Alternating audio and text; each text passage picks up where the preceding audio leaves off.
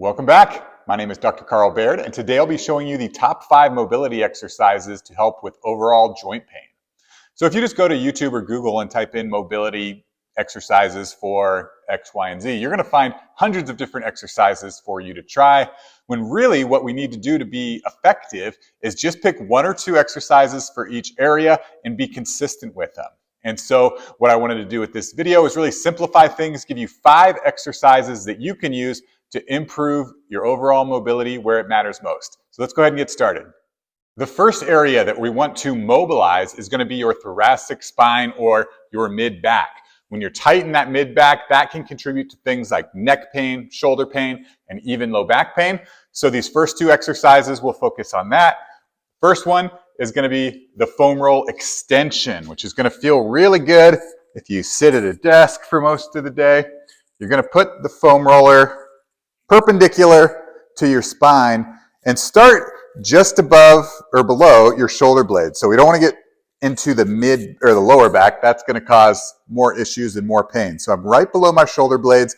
My hands are on the back of my head. They're supporting my head so that when I extend backwards, my neck doesn't bend backwards like that and I get that extension, which can cause pain. So again, hands are supporting the head, and from there, I'm just dropping my upper body over the foam roll, hold for a second or 2, come back up, and then we want to work that whole mid-back. So what I'm going to do is press through my heels, send my hips down, and that's going to roll the foam roller up. So just go about another inch and do the same thing. Just on the next spinal segment, and you're going to work your way up to just above the shoulder blades. Same thing, you don't want to go too high and get into the neck. You really just want to keep that on the mid-back, holding for 2 seconds, then come up, and then you can start back at the bottom and do it again. So go ahead, give that one a try. Let me know what you think. Now, just like your mid-back can get stuck in that flexion and you want to extend it, you can also have limitations in rotation. So we want to make sure that we're improving or mobilizing our mid-back into rotation. And for this one, we're going to do a foam roll thread the needle. So I'm going to be on my hands and knees with the foam roll to one side. If it's on my left side, I'm going to take my right hand and put my pinky under the other hand here. And then I'm just going to drop my right shoulder and twist, keeping contact with that foam roller. Again, holding just for a second or 2 at the bottom and come back up.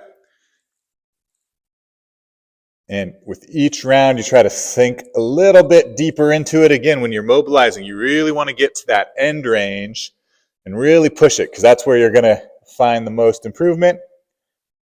And obviously, you're going to want to go to the other side, so it's the same thing. The foam roller's on the right, taking my left hand with my pinky on the foam roll under this front hand and twisting. So there you have it. That is the foam roll thread the needle. So now we're moving into our hip joint. Now the hip is a ball and socket joint, which means it has a lot of different range of motions that you can focus on. I'm going to focus on the 2 that help the most people, and that's going to be flexion extension and the inside adductors groin muscle. So first exercise is just going to be a hip flexor stretch. So I'm in this kneeling position with one leg behind. And from there, I'm going to keep my trunk upright, and I'm going to bend forward over this leg. So I want to feel that stretch in the front of my back leg. Hold it for a second or 2, and then ease out. And then you're going to sink back into it again, trying to go a little bit further each round. So you're going to go back and forth for the first 30 seconds. And then on the last one, we're just going to hold for 30 seconds. So you're going to go as far as you can. You kind of eased your way forward. And now for that last 30 seconds, you're going to hold it just as far as you can go, keeping your trunk nice and upright, feeling that stretch on the front leg. So there you have it. That is the hip flexor stretch. So next, we're going to mobilize our groin or adductor muscles, which are tight on a lot of people. To perform that, we're going to go on all fours again. But this time we're going to put our foot out to the side. So I've got my foot flat on the floor here, and then all I'm going to do is sink my hips back towards my heel, keeping that foot flat, and you're going to feel that stretch on the inside, and you're going to do the same thing. Just hold it for a second or two, come back out, and then sink back in, trying to go a little bit further each time. Do that for 30 seconds, and then on the last one, you're going to go as far as you can, and you're going to hold it for 30 seconds. Go ahead and give that one a try. Next, we're going to move to our ankles. And I will tell you that mobilizing the ankle joint is very important for a lot of people. It's a lot of times kind of the hidden cause of a lot of knee and lower back pain even. So if you have tight ankles, this is my favorite exercise to mobilize it. To perform, you're going to need a step. So I use this yoga block. And what we're going to do, put your toe on the yoga block. You're going to come up on your toes. So I'm in a tippy toe position. And from there, I'm just going to slowly lower my heel. As my heel gets even with the block, I'm going to bend my knee and go lower. And I want to feel that mobilization right on the front of my ankle, right there. And again, hold it just a few seconds at the bottom. And then you can reset. Tippy toes. Slowly lower your heel as the heel gets to the level of the block. Bend your knee and keep sinking the heel. Feeling that mobilization on the front of the ankle. So there you have it. That is my favorite mobilization for the ankle joint. So there you have it. That is 5 of the best mobilization exercises to help with overall joint pain.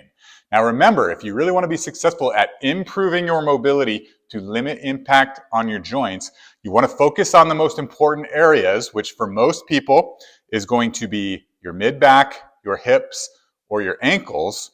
And you just want to pick 1 or 2 exercises and be consistent with them.